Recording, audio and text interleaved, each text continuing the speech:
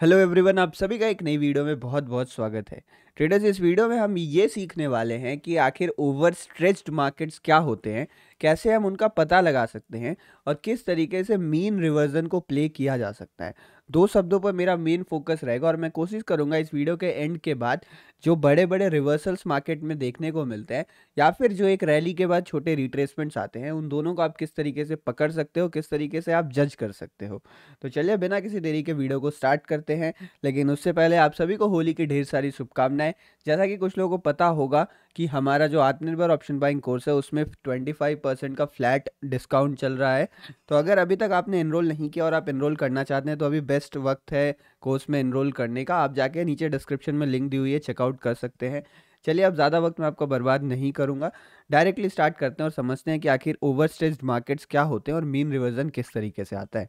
तो यहाँ पर मैंने 5 मिनट का बैंक निफ्टी का चार्ट ओपन किया हुआ है और बेसिकली आप देखोगे कभी भी मार्केट में रैली स्टार्ट होती है तो मार्केट इस तरीके से ऊपर की तरफ निकलता है और ऊपर निकलने के बाद ये वाले रिट्रेसमेंट्स वाले फेज आते हैं। मतलब ये जो आपने पिंक लाइन से मैं ड्रॉ कर रहा हूँ इसको हम कहते हैं रिट्रेसमेंट। इसको हम क्या कहते हैं? इसको हम कहते हैं इम्पल्सिव मूव। तो ये इम्पल्स होता है और इसको हम कहते हैं करेक्टिव मूव। तो इसको हम इम्पल्सिव मूव कहते हैं और ये जो लाइंस होती हैं जिसको हम करेक्शंस भी कहते हैं, इसको करेक्टिव मूव कहा जाता है। तो इम्पल्सिव से करेक्टिव जो मार्केट स्ट्रक्चर चेंज होता है ना, तो जो ये वाला पॉइंट होता है, जो ये वाला पॉइंट होता है, इस पॉइंट को हम मीन रिवर्जन बोलते हैं। मीन रिवर्जन मतलब जब मार्केट एक तरफ ज़्यादा खिंच जाता है तो मार्केट में प्रॉफिट बुकिंग का प्रेशर देखने को मिलता है और उस प्रेशर के कारण मार्केट में एक रिवर्सल आता है, एक रिवर्जन आता है। जैसे आज के दिन आप देखोगे मार्केट बहुत ज़्यादा बड़ी ग्रीन कैंडल के साथ ऊपर की तरफ भागा था कल के दिन में। आज के दिन भी मार्केट गैप अप ओपन होता है और गैप अप ओपन के बाद ऊपर की तरफ निकलने लगता है तो मार्केट ज़्यादा ऊपर नहीं जा पाता है और आपको मोमेंटम फेड होता हुआ दिख रहा है।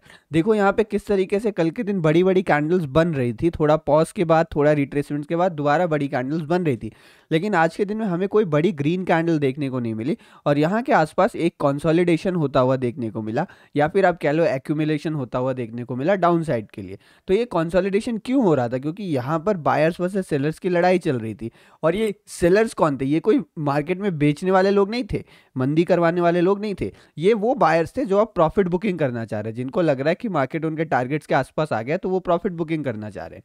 तो जब भी मार्केट में ओवर स्ट्रेच्ड सिचुएशंस बनती हैं तो मीन रिवर्जन देखने को मिलता है। तो आई होप क्लियर हो गया होगा आपको कि मीन रिवर्जन क्या होता है। लेकिन सवाल ये उठता है कि आखिर हम इसको पहचाने कैसे? हमें कैसे पता चलेगा कि मार्केट ओवर स्ट्रेस्ड हो गया है?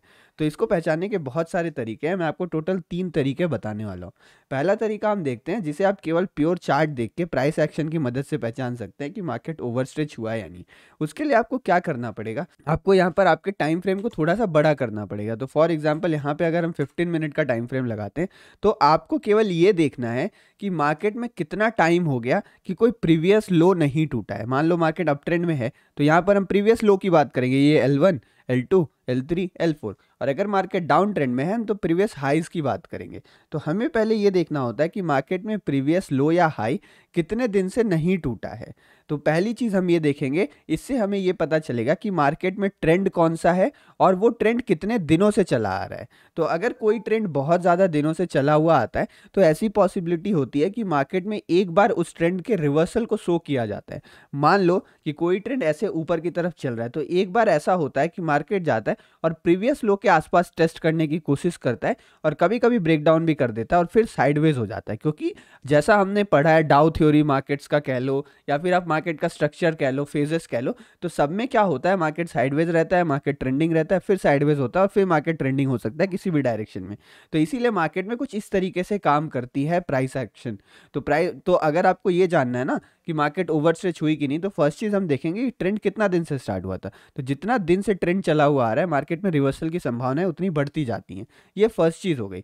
दूसरी चीज हमें ये कंपेयर करना होता है कि जो लेटेस्ट हाई लगा है, जो भी आप ट्रेंड को ड्रॉ कर रहे हो, फॉर एग्जांपल ये ट्रेंड मैं आपको ड्रॉ करके दिखाता हूं। पहले जो मार्केट में अभी ट्रेंड चल रहा है वो कुछ इस तरीके से चल रहा है यहाँ पर, ठीक है, कुछ इस तरीके से मार्केट में ट्रेंड चल रहा है। तो आपको ये कंपेयर करना होता है कि जो प्रीवियस लो बना था, अगर हम इसको यहाँ पर लोज मार्क करते हैं तो ये हमारा हमारा लेटेस्ट लो था, और इस लेटेस्ट लो के कंपैरिजन में हाई क्या बना हुआ है, मार्केट ने यहाँ कहीं का हाई लगा दिया as compare to this latest low. तो हमें ये देखना होता है जो लेटेस्ट लो है और लेटेस्ट हाई है उसके बीच में डिस्टेंस कितनी है। तो अगर वो डिस्टेंस एवरेज से ज़्यादा है, अगर हम इन सबको एवरेज मान लें और वो डिस्टेंस एवरेज से ज़्यादा है, तो मान लो आपकी मार्केट में बहुत ज़्यादा बाइंग आ गई है या बहुत ज़्यादा सेलिंग आ गई है, मार्केट अभी ओवर स्ट्रेच हो गया है और अब मार्केट में एक मीन रिवर्जन पॉसिबल है।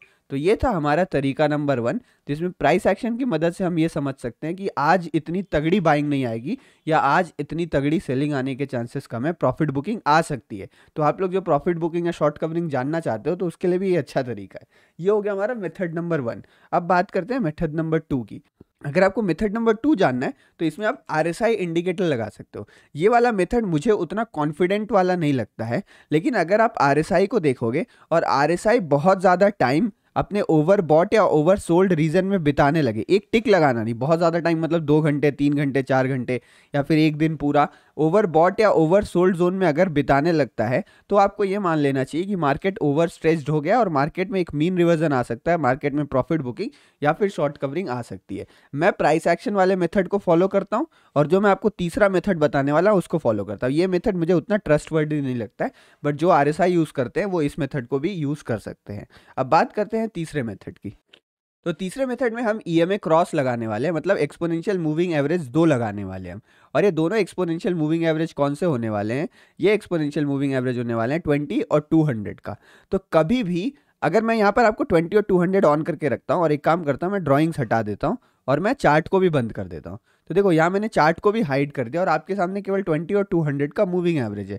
तो कभी भी मार्केट में अगर 20 और 200 के बीच में डिस्टेंस बहुत ज़्यादा बढ़ जाता है ना, तो आप देखो वहीं से मीन रिवर्जन होना स्टार्ट होता है। जैसे आप यहाँ भी देखोगे डिस्टेंस काफ़ी ज़्यादा बढ़ गया था, तो यहाँ पर पहले 20 EMA फ्लैट हुआ और उसके बाद फिर मीन रिवर्जन आया। मतलब क्या होता है, इस फेज को जो ये दोनों में डिस्टेंस बढ़ रही है, ये 200 EMA है और ये 20 EMA, तो जब दोनों में डिस्टेंस बढ़ने लगे ना, तो इस फेज को हम कहते हैं एक्सपेंशन। मार्केट में अभी एक्सपेंशन हो रहा है और मार्केट जब चलते चलते चलते चलते फ्लैट होने लगे, देखो जब ये फ्लैट हो रहा है तो फ्लैट होने से हमें ये पता चलता है कि मार्केट में अब और जाने की क्षमता नहीं बची है, अब और जाने का एक स्ट्रेच होने का और ज़्यादा इसके पास पावर नहीं बचा है। तो यहाँ पे फ्लैट होना मतलब एक कंसोलिडेशन या नया एक्यूमुलेशन होना और फिर वहाँ से एक मीन रिवर्जन का आना, जिसको हम यहाँ पर कॉन्ट्रैक्शन भी कहते हैं। तो इस प्रोसेस को हम मीन रिवर्जन कहते हैं और इस प्रोसेस को हम कॉन्ट्रैक्शन कहते हैं। तो ये तीसरा तरीका है जिसको मैं बहुत ज़्यादा फॉलो करता हूँ, ये देखने के लिए कि मार्केट में रिवर्सल्स आ रहे हैं या नहीं।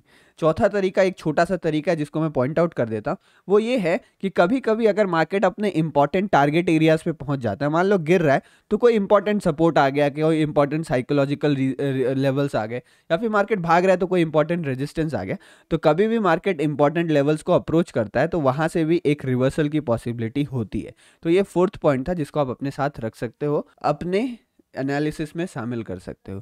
तो ये था हमारा पूरा फंडा मीन रिवर्जन और एक्सटेंशन का, किस तरीके से मार्केट काम करता है, कहाँ से। और आप देखो टेलीग्राम पे मैंने आपको पहले ही बोल के अपडेट किया था ये बात। देखो ये हमारा टेलीग्राम चैनल, अगर आपने ज्वाइन नहीं किया तो आप ज्वाइन कर लो। और यहाँ पे देखो मैंने क्लियरली ये बोला है, और आप यहाँ पर नोटिस करोगे मैंने क्लियरली लिखा है कि I am not having confident on the buying side. क्यों? क्योंकि मुझे ऐसा फील हो रहा था मोमेंटम देख के कि अपसाइड में मोमेंटम फेड हो रहा है। तो यहाँ पर मार्केट में एक मीन रिवर्जन के चांसेस हैं, क्या पता मार्केट यहाँ पर रिवर्स कर जाए।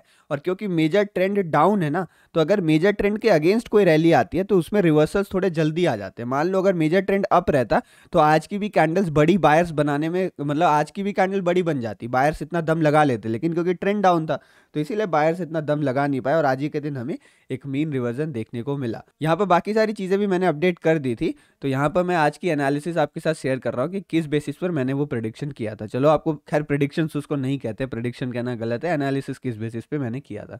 आई होप वीडियो आपको अच्छी लगी होगी। अगर वीडियो पसंद आई तो लाइक ज़रूर करिए। मिलते हैं नेक्स्ट वीडियो में। धन्यवाद। आप सभी को होली की ढेर सारी शुभकामनाएं।